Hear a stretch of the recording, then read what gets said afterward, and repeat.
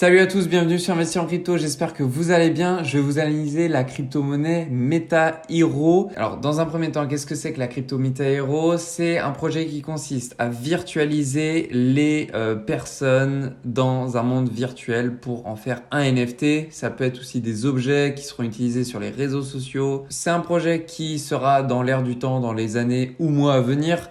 À voir quand est-ce que les métaverses reprendront de leur flambeau. En tout cas, cette crypto, je vais vous en faire une analyse à court terme. Je vais vous dire ce que j'en pense d'un point de vue technique. Aujourd'hui, on a un prix de 0,068 $ sur la crypto Hero.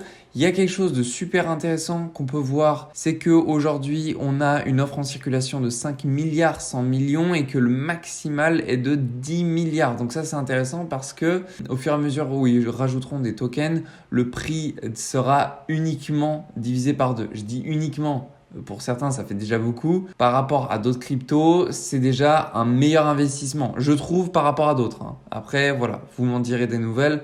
Mais pour une crypto qui est rankée dans le Metaverse, donc qui annonce de super performances, si on devait amener à diviser par 2 le prix de notre investissement, franchement, moi, ça me gêne pas. Au niveau de la dilution des tokens, on n'a pas trop d'infos là-dessus. On est en stagnation là depuis les données qu'on a, c'est-à-dire depuis janvier 2022. Donc, vous voyez, c'est plutôt court. Donc, rien à dire là-dessus. On ne sait pas trop comment s'effectue la dilution des tokens. On verra peut-être dans les mois à venir. Donc, le niveau record de cette crypto, il est de 0,25 $ et le plus bas historique, il est de 0,005 $. Aujourd'hui, par rapport au plus haut, on a fait un moins 72,9%, ce qui est un joli retracement et ce qui m'indique qu'on est potentiellement dans une bonne zone pour acheter du MetaHero. Sachant que là, on peut voir quelque chose de super intéressant. J'ai pris mon retracement de Fibonacci, je l'ai placé sur le graphique du plus bas historique. Alors là, on ne le voit pas sur le graphique, mais j'ai pris par rapport à CoinGecko et jusqu'au plus haut. Et on peut voir que on a cette zone des 0,786 au 0,618 et nous sommes pile juste au bord de la zone des 0,786. Donc vraiment, là, c'est maximisation de la zone de rechargement. Ok, donc ça y est, j'ai quand même pu retrouver le graphique qui a débuté depuis août 2021, puisque là sur TradingView, on n'avait pas ce qu'il y avait précédemment. Donc, bon, ce que je peux voir avec ce qu'on a dans le passé, c'est qu'on a ici une belle zone d'imbalance comprise entre les 0,045 $ et les 0,034 $. Donc, ce n'est pas impossible. Et ça, faut le mettre dans la tête. Ça, c'est super important. Ne pas mettre ça de côté. C'est probable qu'on puisse atteindre au moins la target des 0,034 $ avant de partir pour une hausse éternelle. Si on doit atteindre cette target-là des 0,034 $, ce sera uniquement si le Bitcoin se voit aller en dessous des 29 000 $, qu'on a un crash économique mondial. Bref, vous avez compris. Pour le moment, le scénario bullish que j'envisage sur cette crypto-monnaie, je vais revenir sur le graphique de TradingView, c'est qu'on est ici en daily, on va rester en daily, c'est très bien, qu'on est ici une formation d'un joli W. C'est-à-dire que là, on aurait un point bas plus haut que son précédent. Et dans ce cas-là, ce serait magnifique. C'est tout à fait ce qui pourrait se passer. Maintenant, comme je vous l'ai dit, si le Bitcoin est amené à partir en dessous les 29 000 $, alors la crypto-monnaie MetaHero, je la vois bien partir vers les 0,034 $. Quelque chose de très pertinent qu'on peut observer avec les retracements de Fibonacci, c'est que vous voyez, le 0,618, on est extrêmement précis. On rebondit pile dessus, de par cette mèche qu'on a juste ici au 0,1 $. Mais encore, dans le passé, ça a été utilisé en tant que support. Bref, c'est une zone super pertinente, je trouve. Et vous voyez, je vous ai même retracé un autre Fibonacci ici, compris entre les 0,12 et les 0,04 $. Et on peut voir que on est rentré pile sur la zone de rechargement des shorts. On s'est arrêté pile sur la zone des 0,786 et on est reparti à la baisse. Donc, je sais pas, je trouve ça parfait. On pourrait même en dessiner un autre parti d'ici jusqu'à là où on est aujourd'hui. Et là, dès lors que l'on ne touche pas, dès lors qu'on ne clôture pas au-dessus de la zone des 0,382, alors on peut dire que la crypto n'est pas repartie bullish. Donc voilà, moi c'est ce que j'attends, c'est que pour le moment en daily, il faudrait qu'on clôture au-dessus de cette zone des 0,382 au 0,072 $.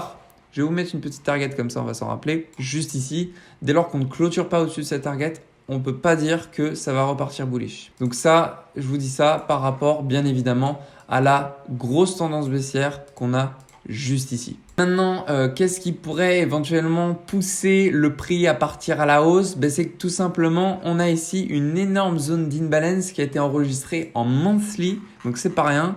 Donc cette zone-là, comprise entre les 0,1$ et les 0,123$, c'est une zone à aller combler. Alors, est-ce qu'on le fera ce mois-ci? Je ne pense très sincèrement pas. Maintenant, c'est tout à fait probable qu'on le fasse au mois de mars ou au mois de mai ou même encore plus tard s'il faudra attendre. Donc ça, c'est une zone très importante, zone à combler entre les 0,1$ et 0,123$. Je vous fais pas les equal high ni les equal low, tout simplement parce que j'ai regardé, j'ai vu qu'il n'y avait aucun contrat futur ni perpétuel, donc c'est-à-dire que il n'y a pas d'effet de levier sur cette crypto, probablement pas de stop pour la plupart des investisseurs. Bon, là, on aura moins cet effet de prise de liquidité. Donc, même s'il peut y avoir éventuellement des stops, on pourrait dire qu'effectivement, là, s'il y a eu des stops placés ici et ici, on aura des zones de liquidité à aller chercher. Mais je ne vais pas vous baratiner avec les equal low ni les equal high dans le sens où, comme on n'a pas d'effet de levier sur cette crypto, c'est un petit peu moins pertinent à analyser. Les éventuels targets à aller chercher dans le premier temps. Déjà, moi, ce que j'ai à vous dire, c'est qu'ici, on ira, je pense, si on doit continuer notre baisse, atteindre cette target ici au 0,061$, qui correspond tout simplement au 0,786 de notre retracement de Fibonacci, le bas de notre zone de rechargement. Donc ça, c'est une target potentielle qui, en plus de ça, pourquoi je vous dis ça, c'est parce que dans le passé, ça a été utilisé en tant que zone de support, mais également en tant que zone de résistance. Donc ça, c'est une target potentielle à court terme si on doit continuer nos points hauts de plus en plus bas. Donc potentielle chute sur cette zone-là, légère stagnation, et puis ensuite, ça pourrait très bien réagir à la hausse ou à la baisse. Donc ça, c'est ce que je pense à très court terme. Et puis en dehors de tout ça, si on serait amené à casser ces deux points hauts, on pourrait probablement remonter ici, hop, jusqu'à la zone des 0,079$, tout simplement parce que ça correspond à la zone des 0,5 de notre retracement de Fibonacci et que ça comblerait en même temps une zone d'imbalance juste ici. On est en 4 heures.